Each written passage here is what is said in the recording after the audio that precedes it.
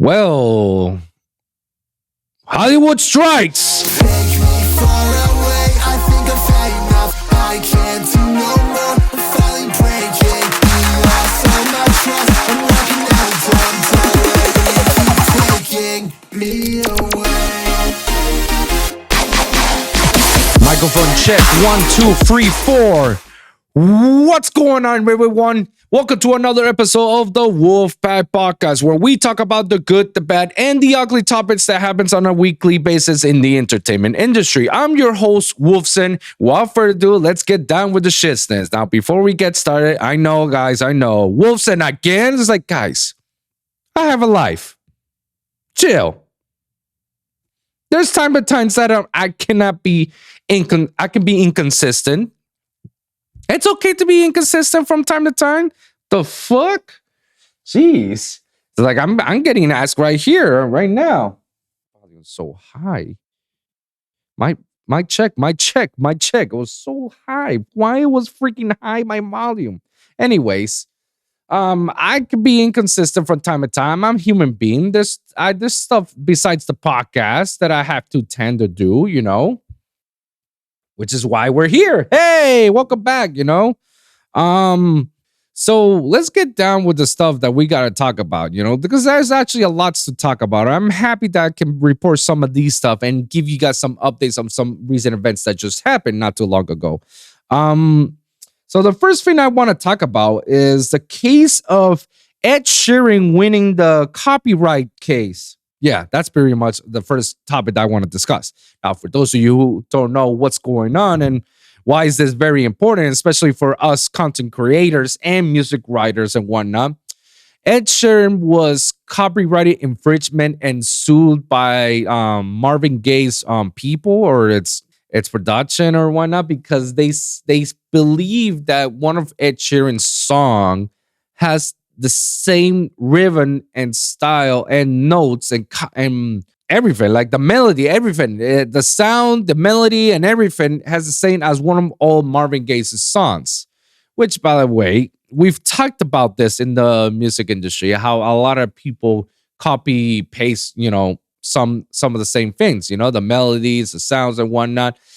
I mentioned this in plenty of times in the earlier days of the WOLVPVCK podcast and, of course, on the Lone Wolf podcast, where I talked the comparison to one of Martin Garrix's old music, the song that exploded, Animals, and how it's been referenced, the same melody and chord progression on other songs. Now, the difference is like it's okay if you do like the same chord progression, but you cannot have the same melody or sound of it. It can have a different sound, but it can't be the same melody and the same sound. Now, what am I talking about? So we're going to get into here. We're going to listen to Ed Sheeran winning this trial. I got this from the video from CBS Morning News. So they'll explain to us a little bit more of what's going on. So if you take a look at here's what's the brief out of it. I'm dancing with my eyes. That is the song Eyes Closed off of Ed Sheeran's brand new album Subtract, which was released overnight. And he's got a lot to celebrate right now. The singer-songwriter won a major court victory yesterday after a long legal battle over one of his most popular songs. A federal jury decided that Sheeran did not steal key elements of Marvin Gaye's 1973 song, Let's Get It On, to create his Grammy-winning hit, Thinking Out Loud.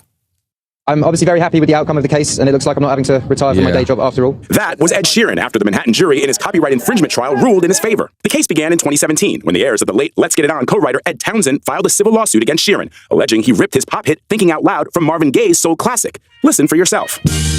I've been really trying, baby. Darling, I will be loving you till Yeah, I don't hear that 70. much of a difference. Sheeran spoke about the lawsuit with our Seth Doan for CBS Sunday Morning before the verdict and said the song's similarities are just a fact of the music industry. There's 4 chords that get used in pop songs, and there's however many notes, 8 notes or whatever, and there's 60,000 songs released every single day. You are going to get this with every single pop song from now on, like, unless it just stops, which I don't think it does, because it's a big money business to take things to court. It's clearly a charged topic. Every single musician you speak to will agree with me. Every single one. You can only get caught out if you've done something wrong, and I have not done something wrong. I'm not lying here. I use 4 chords that are very common chords to use. And they sound like lots of songs. It rolls me up, man. It rolls me up. And I'm never allowed to say anything. But there's so much to say. I love that. You can watch Seth Jones' full interview with Ed Sheeran this weekend on CBS Sunday morning. Big win. Yeah, Huge win. Somebody win for music overall. Yes. Yeah, I mean, first of all, remember that this has been going on for many years, 2017. So imagine having to deal with this and then show up in court, which he did to defend his songwriting process. Yeah, he's clearly very angry about it, and he's never wavered on his feeling about this. Yeah. And when he said, "I will give up my music career if I lose," he was so sure that he was on the right side of history with this. But you never know with a jury, though. You also got to see the other side too. They say beauty is in the eye of the beholder. The sound of the song is in the ear of the musician. That's absolutely right. And the jury, but you're right, Gil. The jury said, he didn't do it. Yeah, basically, it's what I was saying earlier. Marvin Gaye's people basically alleges that the Thinking Out Loud is the same sound, the same style, the same melodies, the same chord progressions as one of the most infamous Marvin Gaye songs. That like bow wow bow. I mean, you guys heard about it. I'm not gonna even attempt to try. But here's the thing: like I can make the argument that I hear some similarities, but they're definitely not the same. And I can easily tell you guys they're in a different scale of key, and it's a different melody, different chord. Maybe the chord progression might be slightly similar because that's why I hear the similarities, but it's not the same. The sound is not the same, and the melody tune of it, the scale of it, it's also different. And obviously, the lyrics are two different lyrics. It's two different songs, So for Marvin Gaye's people try to attempt of doing this, that was a far stretch. I don't know why they did it. Honestly, I don't know. And it's kind of like, this is kind of sketchy.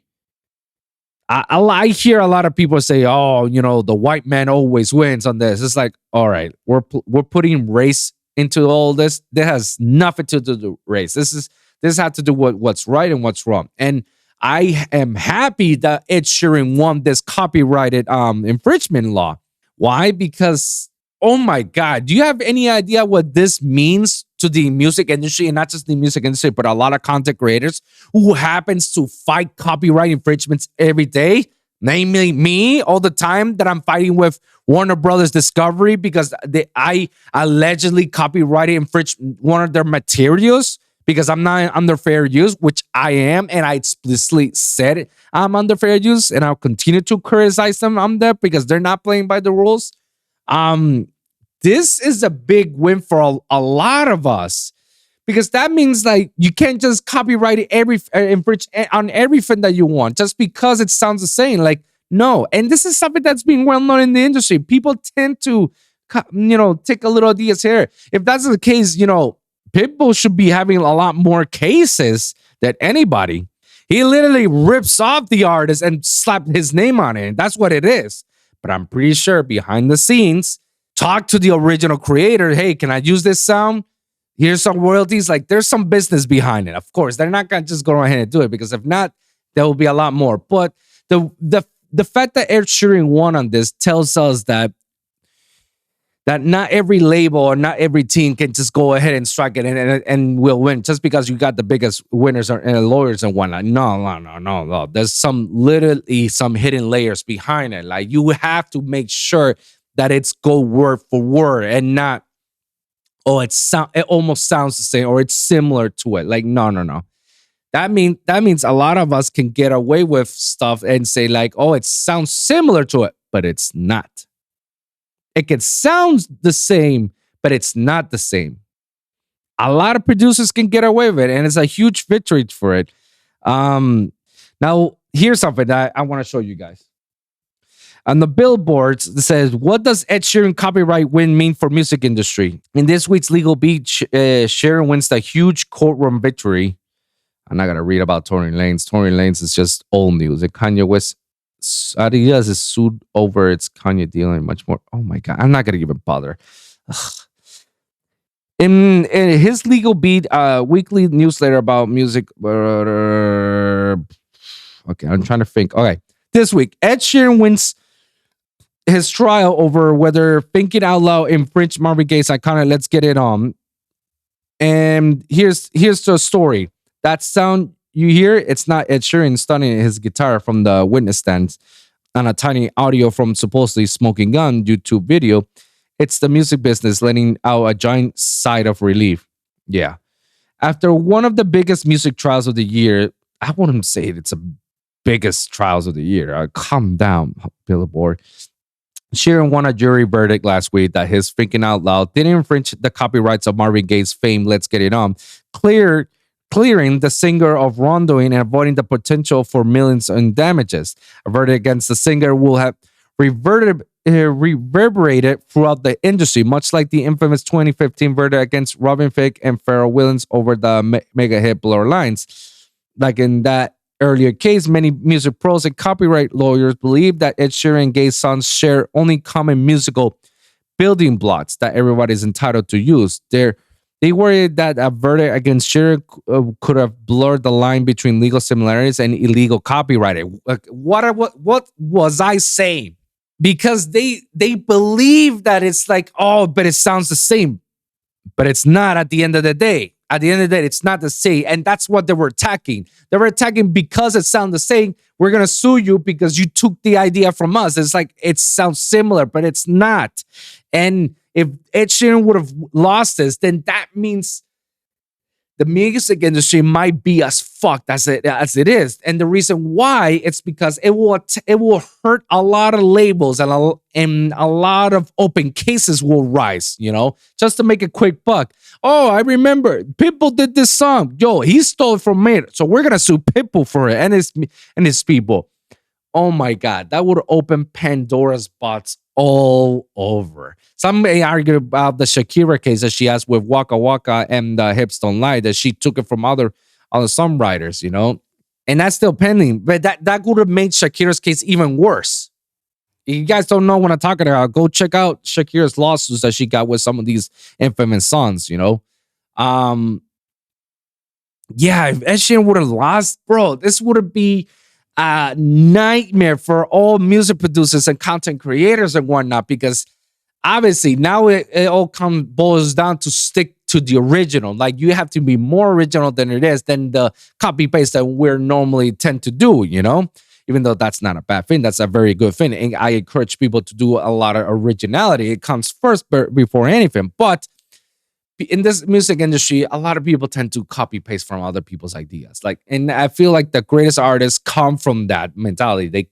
They saw something from someone else, and they did it on their own on their own taste, and boom, there you go. You got the Mona Lisa, shit like that, But it's good because now a lot of these, legal copyright lawyers won't be able to pinpoint anymore on certain songs. It's like, hey, your songs sound similar as us. Like, hey, it sounds similar, but it's not the same, right? Well, no, it doesn't sound the same. Well, it sounds a little bit like, no. It's not the same. It sounds similar to it, but it's not, right? Has a different chord progression, right? Well, yeah, there you go. You lost. You can't copyright me. And that's good. I guess that's a huge victory. And I said it itself, like, it could have blurred the lines between legal similarities and illegal copying. And what Ed Sheeran did not copy. And I believe Ed Sheeran, like in this case, For years, the verdict of Blur Lines led the industry to the hyper cautious about songs that sounded remotely similar. Again, we talked about this. Music industry tend to copy paste a lot. Chord progressions are always going to be the same, but the melodies and the sounds will differ, and sometimes even like a chord progression may switch it up a little bit, but it's a good thing, because then a lot of songs will be copyrighted. It'll be like a daisy chain of one song after another, after another, after another, after another. Oh, you copyright for me? No, well, you copyright for me, so you gotta go with him. Oh, but you gotta go with her, and you gotta go with him with the band. It's a domino effect. Musicology reports and insurance policies became far more common, and songwriter credits were liberally doled out of the first sign of trouble by Mark Ronson and Bruno Mars for their smash hit Uptown Funk by Sam Smith for his Grammy-winning Stay With Me, and Olivia Rodrigo for her charting Good For You, among many others. When cases were filed in court, many defendants chose to quickly settle rather than face an unpredictable jury. And that's a fact. You see a lot of NDAs on them. The legal reality, though, is that the courts has only been backtracking from Blur Lines for a while. First with an appeal court decision in 2020 on Let Some Stairway to Heaven, then with a similar as are Katy Perry's Dark Horse. Both of those rulings provide a clear case law that simply elements of music creation standing alone cannot be monopolized by one songwriter. Just a few months of 2020, the song theft case against Donald Glover with Childish Gambino's and Nickelback's Over the Band's Rockstar have both been dismissed at the early stages of this litigation. Far from throwing the industry back into confusion, Sheeran's victory last week seems to be the latest incremental step in march toward a post-blurline world. Yeah, jury verdicts don't change case laws, but they can serve a powerful disincentive to the next round of potential copyright accusers who might be less willing to head to court if they see the artists are willing to successfully fight back rather than quickly settle when faced with the allegations. Yeah, because a lot of times, a lot of artists, they don't have the time to just like go into these cases to make a point. They'd rather just settle and then call it a day and move on to the next one, you know? So I'm happy that Ed Sheeran took the stand and say, no, fuck this. I'm not going to settle for anything. I'm not going to pay for anything just to get this go away. And with that, no, I'm going to fight for it. I commend Ed Sheeran for doing this. And what's more admirable about it is like what breaks my heart on in all this is like Ed Sheeran had to miss his grandmother's funeral. Rest in peace to Ed Sheeran's grandmother. He had to miss his funeral just so he can actually be in court and prove. That's very commendable, man. And I feel for him because I'm pretty sure he would want to be in his grandmother's funeral than to attend to court. And I'm pretty sure he's gonna get some, you know, like, hey, for missing me out and doing this, here's a countersuit. But I don't know. I'm just talking out of my ass. You know, we'll see what he does after that.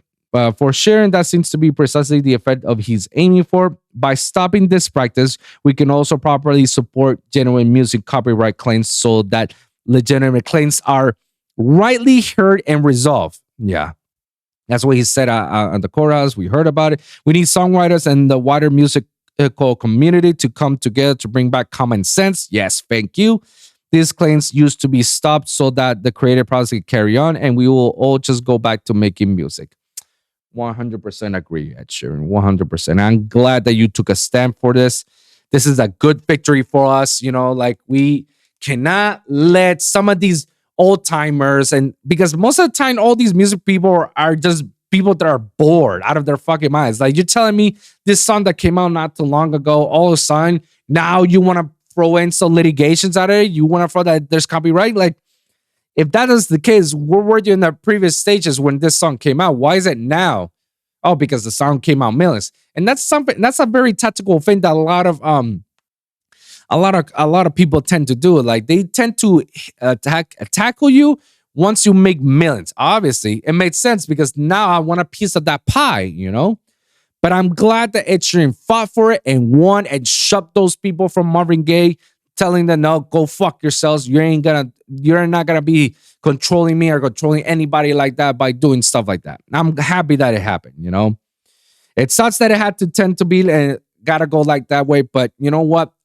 Victory for music creators. Let's move on to the next topic. I definitely want to talk about this before we go to the Hollywood strike because that's like I think the most focused part of the whole show of today's episode is the copyright of the Hollywood strike and other stuff that I want to tend to talk. But I want to talk about this very quickly, and it's about AI. Now, I briefly talked about AI and how much AI is getting scary and it's literally taking over. Like it's getting to the point that now we're talking about people using ChatGPT to do a lot of things, you know, that does a lot of things for you. I wonder if ChatGPT will do a song for me. Nobody would know. Well, now you know because I just mentioned it. But I don't know how that will work, honestly. I don't know how that works. But it's something that would be dope to see, you know, because AI is good for a lot of things. Because here's the reason I'll use AI. It will be used for toolful options, not to let them run my life. You know, use it as a tool. Don't use it as a ends all be all for everything, you know? And that's the scary thought. The fact that people are tending to use it for the end all be all and be like, I want to use it for everything. Like, no, use that tool for certain things, not all things. my biggest fear of AI is that it becomes sentient. And what I mean by that is that it starts to think of its own. And because it doesn't have the human capacity of compassion and reasoning, AI will tend to be more of a logical common sense, and everything will be boiled down logically, It's a scary thing because, hey, make fun of me of mentioning, look at Terminator or any other movies that we watch AI. Have they ended right? When have we saw a movie with AI involved that be like, oh, yeah. Look at iRobot Will Smith. You guys maybe make fun of me about telling that, but it comes from an idea because this is something that can potentially happen. Look at Black Mirror. Look how many episodes of Black Mirror have we watched about AI? How about then controlling us? Like, it's getting scarier and scarier. And here's something that got me like spooked a little bit. And it's because recently, the Godfather of AI left Google with fear and regrets. Something that got me. At this article of The Verge, Godfather of AI quits Google with regrets and fears about his life's work. Jeffrey Hinton, who won the Nobel Prize of Computing for his trailblazing work on neural networks, is now free to speak about the risk of AI. Remember I don't know if it was a few weeks ago, a few months ago, that there was like somebody within Google that was talking about AI and say, hey, you guys need to unplug it because it's becoming sentient. It's starting to learn on its own. And Google's like, no, you're not.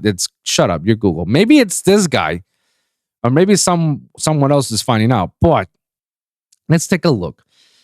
So Jeffrey Hinton, who is known as the Godfather of AI, now says a part of him regrets his life's work. Hinton recently quit his job at Google in order to speak freely about the risk of AI, which that alone is crazy as it is. You work for a big tech company like Google, and you had to quit for you to speak the risk of something that's inevitable, that's imminent within our reach. That's crazy how Google might actually silence you just to say, don't say these bad things. And he had to quit just to say these.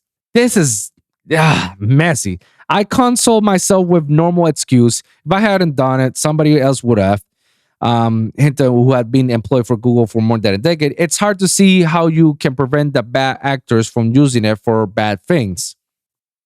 Hinton notified Google of his resignation last month, and on Thursday talked to the CEO, Sundar Pichai, directly. According details of the discussion were not disclosed. The lifelong academic joined Google after acquiring a company started by Hinton and two of his students, one who went to become the chief scientist at OpenAI. Hinton and his students had developed a neural network that taught himself to identify common objects like dogs, cats, and flowers. And after analyzing thousands of photos, it is what work that ultimately led to the creation of ChatGPT and Google Bard. Oh, I didn't know there was another one other than ChatGPT. Huh. According to NYT interview, Hinton was happy with Google's stewardship of technology until Microsoft launched the new OpenAI-infused Bing, challenging Google's core business and sparking a code red response inside the search giant. It's always had to be something bigger and better, huh? Such fierce competition might be impossible to stop, Hinton said, resulting in a world with much fake imagery and text that nobody will be able to tell what's true anymore. That is a scary thing. Google chief scientist Jeff Dean worked to solving the blow with the following statement: "We remain committed to a responsible approach to AI. We're continually learning to understand emerging risk while also innovating boldly." Hinton took it to Twitter to clarify his position on Google's stewardship. Cade Metz implied that I left Google so that I can criticize Google. Actually, I left so that I can talk about the dangers of AI without considering how this impacts Google. Google has acted very responsible. Oh, okay. I hope so. The spread information is only Hilton's imminent concern. On a longer timeline, he's worried that AI will eliminate road jobs and possibly humanity itself as AI begins to write and run its own code. Again, sentient. the idea that stuff could actually get smarter than people. A few people believe that, but most of the people thought it was way off, and I thought it was way off. I thought it was 30 to 50 years or even longer away. Obviously, I no longer think that. Oof, that's scary to think about it, man. The fact that AI has gone to the point that it can think itself and it can go far reach other things and start. It's a scary thought, and it's a very very slippery slope on this. If I may do so myself, it could be very sleepy and very tricky, because the stuff like that is what leads to disasters. When it comes to like what they were saying about replacing humans on jobs, I can give a little bit pushback, because there's certain things that AI can write its own code and do better than a human, But I do not believe that they will be able to replace every job in existence. Like, no, it's physically impossible unless you actually have a robot that has AI. It's we're still in the stages of robots, of androids and whatnot. Like, it's still way too far. Like, we can't even have that, or it's still not be able to function. So writing codes and stuff, like, I can see it taking over a little bit on fast food chains and certain retails by ordering what you want and you can pick it up. That's already happening as it is. That I can see it. But writing, movies or TV shows or even making music, like, I don't think so, because you still need the soul of human. Because they're gonna think logically. They're not gonna think, what a human can think of. So it's still, but it's still a scary thought to think about, that, AI can do a better job than you. It's still a scary thought. No, not gonna doubt about it. Something that my cousins sent me on the group chat, and I definitely want to talk about it, and it was this little nugget. I'm gonna show you guys.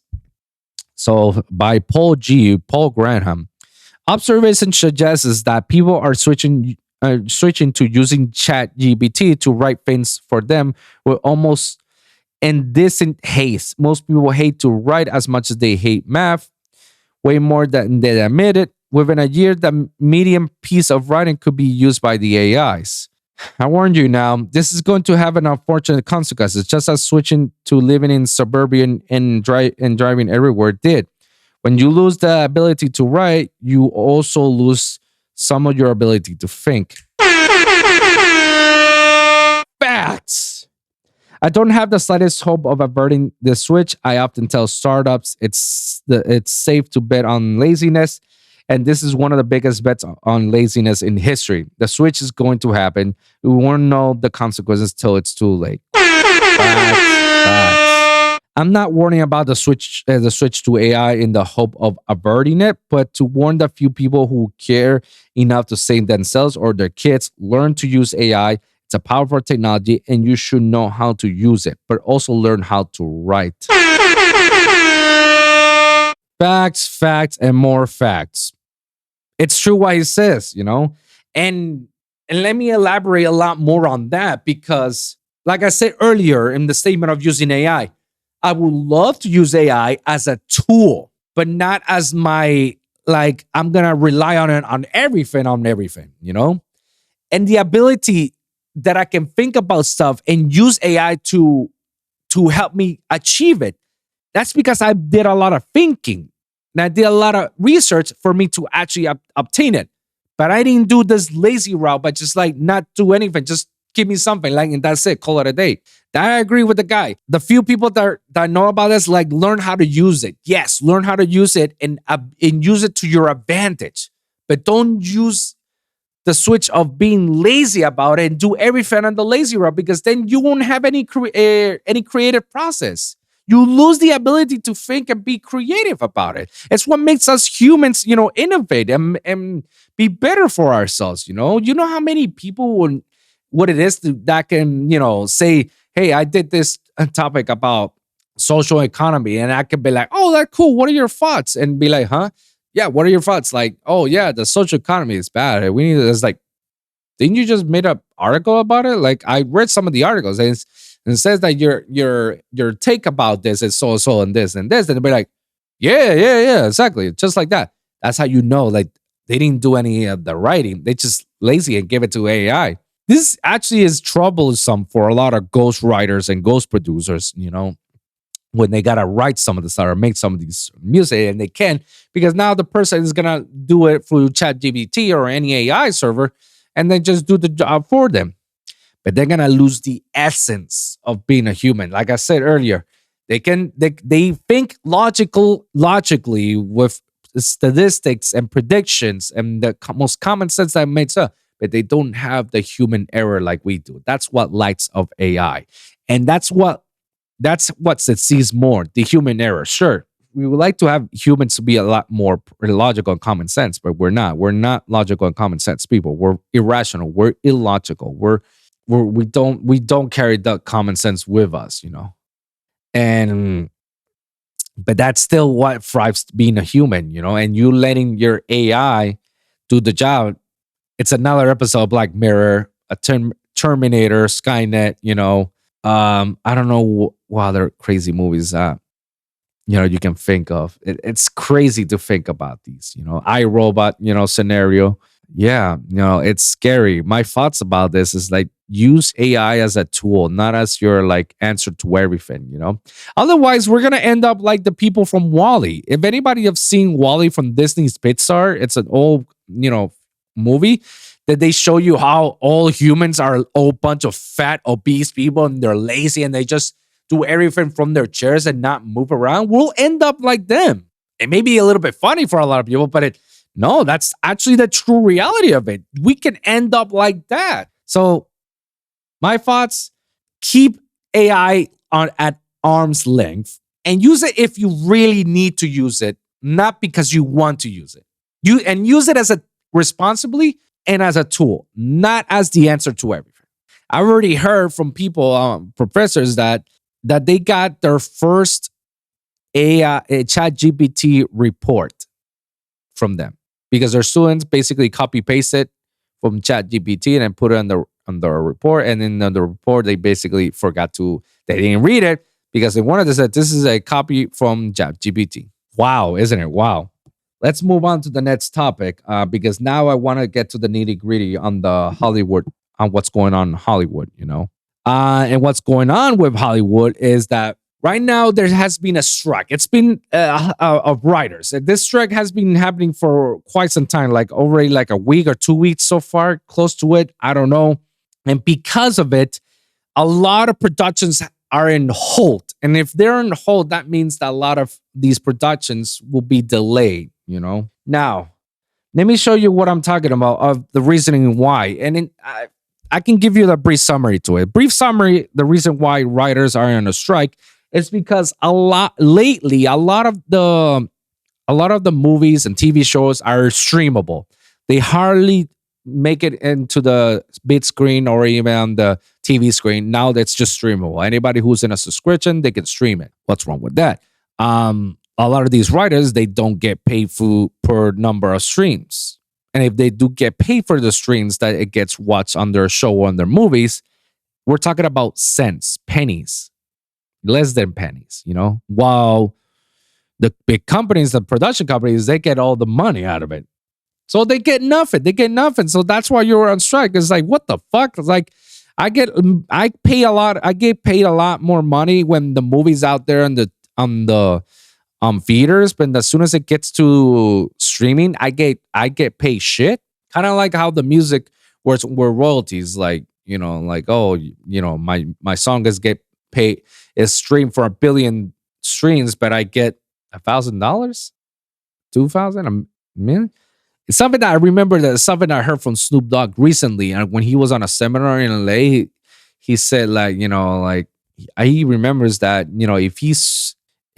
if he sold 10 million copies on a hardcore CD, he gets $10,000 because is it 10,000? No, it was I think it was like 10 times 10,000. I don't remember. I remember that every CD costs like $10 per CD. If he sold like a certain amount, he gets $10 million. That's what he gets. That's how it used to be, you know? But now with these streamings, it's just pennies, you know? So obviously the whole writers thing, I would agree with them by striking down because it's not fair. Here's some of the articles and some about that. And some of the things that I wholeheartedly agree, and also all the things that are on hold right now because of it. Let's take a look at CNBC. On this article, it tells us members of the Writers Guild of America dropped their pencils and headed for a picket line a week ago, and their walkout is already hurting Hollywood productions. Facts. More than 11. Jesus. Nani? More than 11,000 film and television writers who said their compensation doesn't match the revenue generated in the streaming era are on a strike for the first time since 2008. Immediately, daily late night shows were dark, alongside their weekly comedy staples like Saturday Night Live. Since then, several notable films and shows have been halted or wrapped production early, including Netflix Stranger Things, Disney and Marvel's Blade, Apple TV's Severance, and Paramount's Evil. Beyond the delayed production and likely delayed releases of these titles, industry experts worried to work pause could have a financial toll greater than that of the previous writer strikes. Writers who manned the picket lines 15 years ago remain on strike for 100 days, leading to the estimated cost of $2 billion in the industry. Yikes! According to the data, that was in 2008 when it happened. It also had major economic repercussions. Of course, this is the first strike of its kind during the streaming era, and it hits many companies across 3 different facets of the media business: theatrical, linear TV, and streaming. Facts. The WGA is seeking higher compensation and residual, particularly when it comes to streaming shows, and as well as new rules that will require studios to staff television shows with a certain number of writers for a specific period. The WGA is also seeking compensation throughout the process of pre-productions, productions, and post-productions. Currently, writers are often expected to provide revisions or craft new materials without being paid. That's shitty. That's shitty as it is. Several productions finished scripts, such as Amazon's The Ring of Powers, have decided to continue filming without writers or showrunners on the set. Others have opted to postpone the production. That's kind of like, ooh, I know you got to do a job, but if anything goes right, you need to rewrite, then you're on your own on the rewrite. On Monday, Apple drama series Severance paused production on its second season after members of the International Alliance of Theatrical Stage and testament refused to cross the This is the second Apple TV series shut down because of the strike after Maya Rudolph's The Loop paused filming last week in Los Angeles. Stranger Things, Matt and Ross Dooffer announced the 5th and final season of the show has been delayed because of the labor unrest. Writing does not stop when filming begins. The duo tweeted, "While we're excited to start production with our amazing cast and crew, and it's not possible during the strike, we hope a fair deal is reached soon so we can all go back to work." I agree, man. Scroll down. Yeah. Ripple effects. The strike is already having ripple effects across the industry as stars and talent stand in solidarity. Drew Barrymore stepped away from her role in the MTV Movie Awards in support of WJ. Several presenters like Jamie Lee Curtis also indicated that they would not attend the ceremony. The show ultimately canceled its live broadcast and aired a tape version of the event Sunday night. At home, viewers may not notice the strikes right away as popular shows continue to be released. However, future seasons could experience. Yeah, exactly. If I want to watch a fucking season of one of my favorite shows, I won't be able to see it in 2 years from now because of this whole. There's just telling you a lot of things are being done. The longer the strike continues, the more production are expected to affect. Yeah. And then there was another one that I saw. It's going to be a while. No ends in sight for the Hollywood strike, and I feel like that's true. Here's the writers go strike, my mans. It's not just Purin and screenwriters continued their strike against Hollywood companies. The two sides remain galaxy apart, portraying a potential long and destructive standoff. No, it's just bad, Oh, the other reporter was 11,000. Here it says 11,500 screenwriters. Oh my God, it's a messy thing. The Alliance of Motion Pictures and Television Producers, which bargain on behalf of studios, streaming services, the network, and the hopes that to reach a deal that is mutually beneficial to writers and health and longevity of this industry. Privately, however, members of the company said that they are prepared to weather a strike of at least 100 days. The most recent writer's strike, which began in 2000 and then in 2009, lasted that long. Yeah. Both sides have insisted that the other needs to make the first move to restart talks. None are scheduled. For the moment, media companies have turned to contract renewal negotiations. Which starts on Wednesday. That contract expires on June 30. Yeah, like writers, directors, and other actors are following in. And given the relatively short duration of the position, those writers are left scrambling, left to another job if the show is not picked up. If the show does not green light, fewer writers are sometimes hired because blueprints and several scripts are being already created. And that's another thing. People who are not give out just one yacht. Not true. What are my thoughts on this? And we're gonna switch it to another thing. It's messy, and I agree with the writers on this. And it all started because of the streaming service.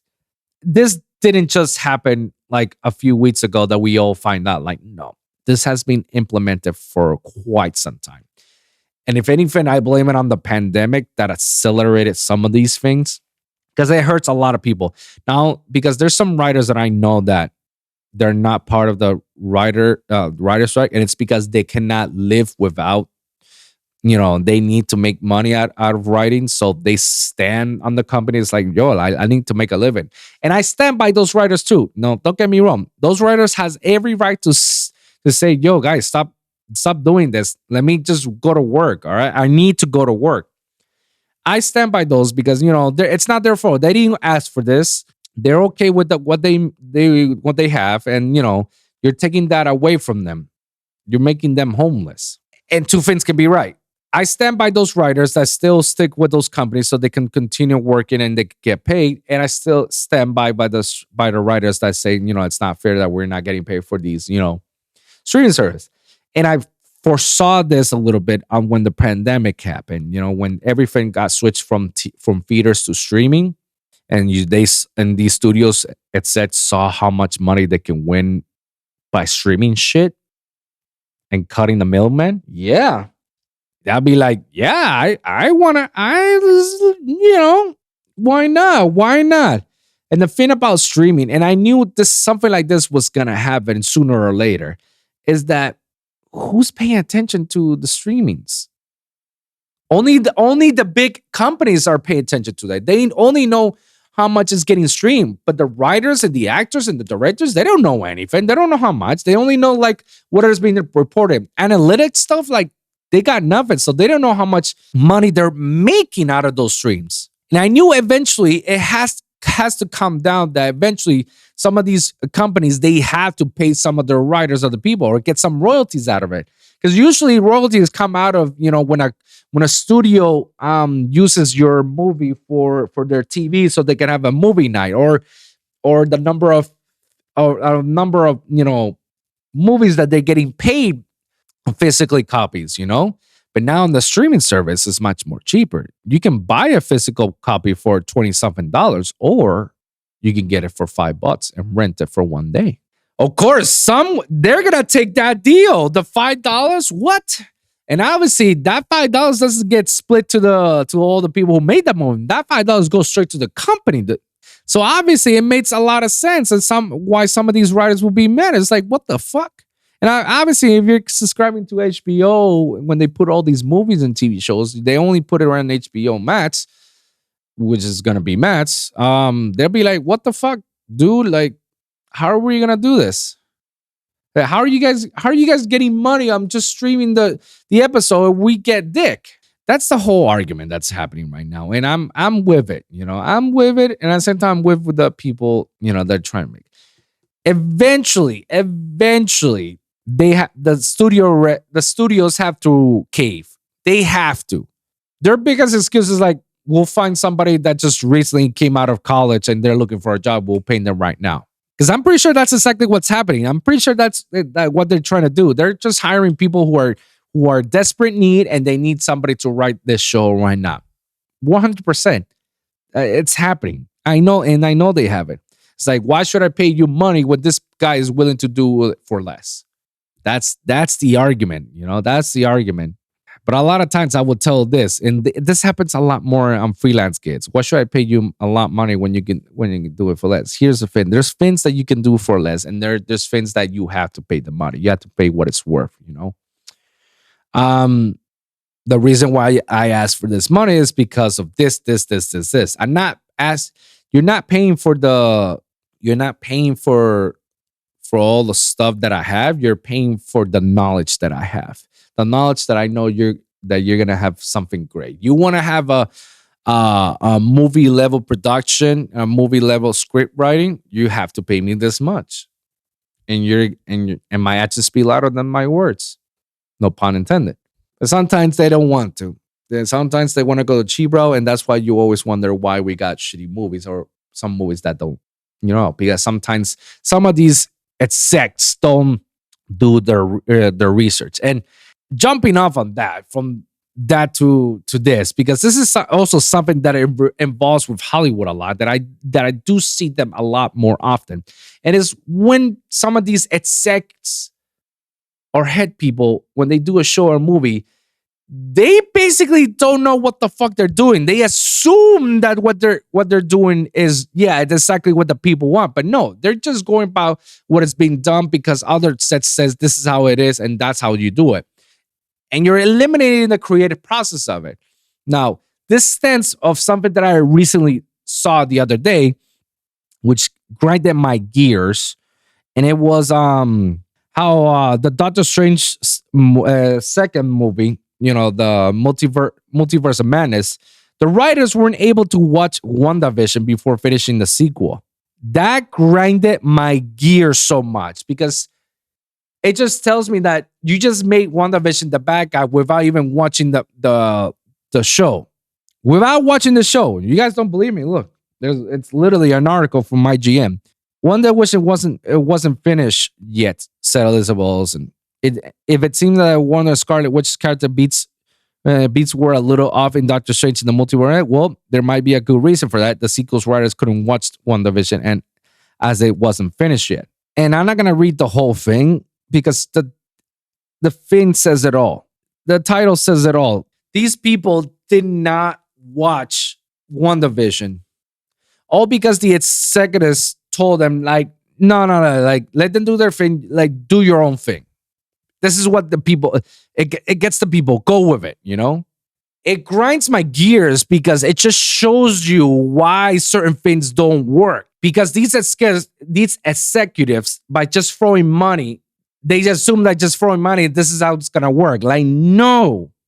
And I feel like some of these people, if you're going to do the job, you need to have some background with it. You can't just do a job by saying, like, I'm an executive producer or I'm a producer of a show if you have no background on being a writer or being a director or being an actor.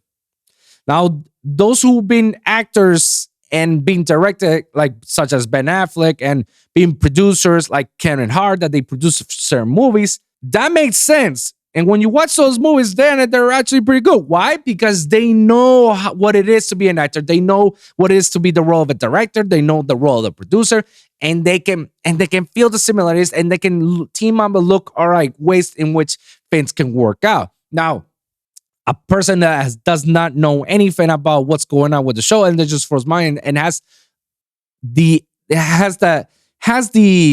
final say of how the product should look like. What? Nani? You have notes of how the product should look like? Bruh. But yet you have not watched the show. You have not watched the background of the premise of it. You have no experience of writing. You have no experience of directing. You have no experience of acting. You have no experience even to the material. Yet you have a final say? Huh? Nani? Tell me how that works. Tell me how does that make sense? Make it sense. Emotional, damn it. You have total control of a project that you have no idea of the source material, and you're telling writers to, like, just write down, and this is how I want the final product to be like, without making any research. See, this is the part where I say, Gotcha, bitch. the qualifications of certain roles, you need to have some background on something. You can't just go ahead and apply for a job and say, like, this is how it works. It's like, but do you have any background with this? No, but I know that this is like, and this happens a lot more than you think. Not just on the film industry, it's in the music industry, in the entertainment industry, on the food industry, in the hotel industry. Bro, like, you got people that there are managers, and their experience with the hotels is 0 to none. They just got good customer service and a lot of years of being a supervisor on a retail store or something, or somewhere else that's completely different from the hotel. You get that a lot more than you think. It's very common. So you're a manager, but you don't have any managing experience with this industry, you're hired. Yeah, just like that. You serious? That's why I feel like some of these executive producers, they should shut the fuck up when it comes to the creative process of some TV shows and whatnot. Unless you are part of it and you know what you're doing, I suggest you shut the fuck up. In fact, you should follow people like Dick Wolf, who's an executive producer of Law and Order, all the Chicago series, Chicago PD, Med, and Fire. And also Christopher Nolan, who writes and directs, and it's also an executive producer and producer to all his films. Like, yeah, be like those guys, because they know what the fuck they're doing. Why? Because they've been experienced as writers. They've been experienced as directors as well. They know what the fuck they're doing. They know, like, all right, this is how it's supposed to be. They have the final say because they know what they're talking about. They have the background experience. But someone who barely has any background experience handles a multi-million-dollar movie or TV show without having any source materials of it. Gotcha, bitch. Hit the button. Congratulations, you played yourself. Nah, screw you guys at that point. And this is exactly why a lot of movies and TV shows fail. Why people don't relate to it, because it's like it makes no sense. And their excuse is like, oh, I know what people like. No, you don't. If you don't, you know how all executive producers do that, and that's how you go about. There's a formula to it. Oh, this is how you do it. All right, then that's how I'm gonna do it. But you don't know what the people like because you don't ask for it. Sure, you can make the argument now. Well, that's why they got their assistants and they got their surveys to see what they like and don't like. Sure, but how many times have we seen that? Very little. These people don't really give a shit. As long as they make the money out of it, and it's like, I'm good, I keep the job, I can keep doing it. It's all about money at the end of the day, which is my thoughts and my final thoughts in all this. Like, if you're a writer, and if you're an executive producer, make sure that you have the backgrounds of knowing what sort of material or being a writer or something. I feel like that should be the least qualifications for you to say, all right, I know what I'm doing. Because if you're gonna do final scenes and all this could make or break a movie or TV show. So you have to be careful, and you have to let your writers to do the creative thinking, the directors as well. Let them be creative, because that's how it works. That's how some of these, infamous shows were, like the Stranger Things and the Game of Thrones, all because you let the creatives do their job. But no, then we'll end up like the final season of Game of Thrones, which is a shit show. My thoughts on the writers, keep fighting the good fight, guys. I'm with you guys. And the writers who are like still working with these people, take as much money as you can. And then once negotiations are done, negotiate with them, say, I want this. That's all I got.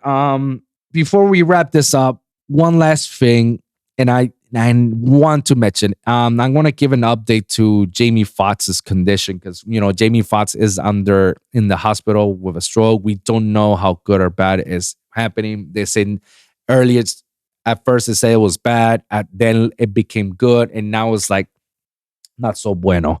So here's something that I want to show you guys. Jamie Foxx updated how the actor is doing during hospitalization.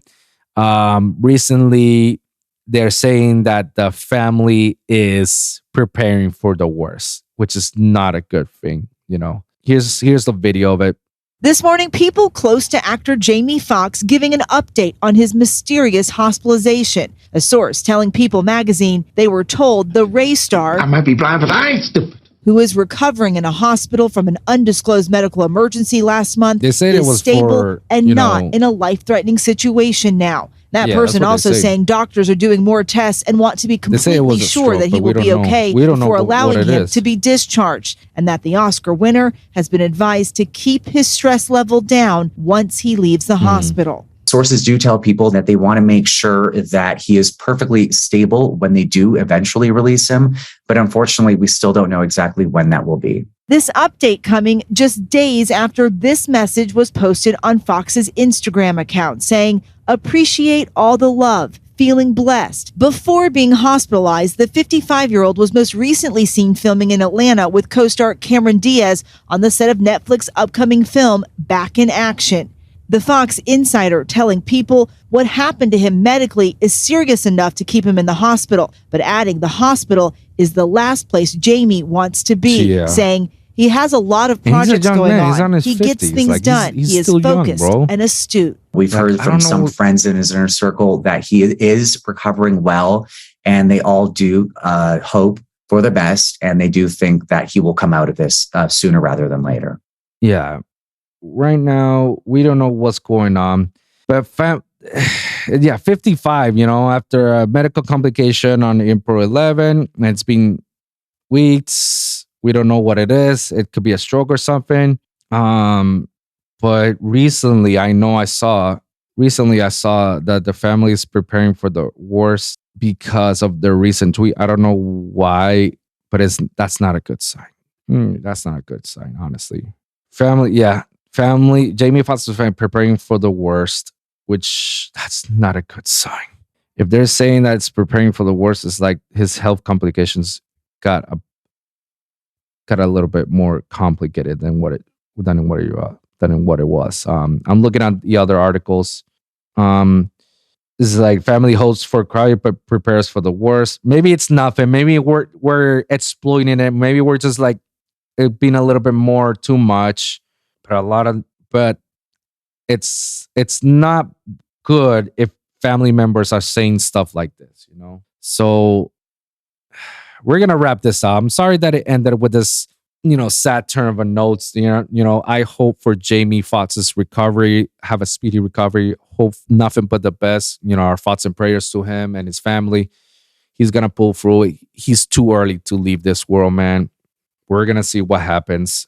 We don't know its conditions. Some say this is strokes, others speculating. We don't know the specifics, and I like that they keep it very private about it, and they haven't mentioned until everything's clear in the open. So we're gonna wrap it up, guys. Thank you so much for tuning in, and remember, every week is a brand new episode with a brand new topic. So always remember to like and subscribe for your weekly episodes at youtube.com/The Lone Wolv Podcast, where you can check all my latest episodes of the Wolvpack Podcast and the Lone Wolv Podcast.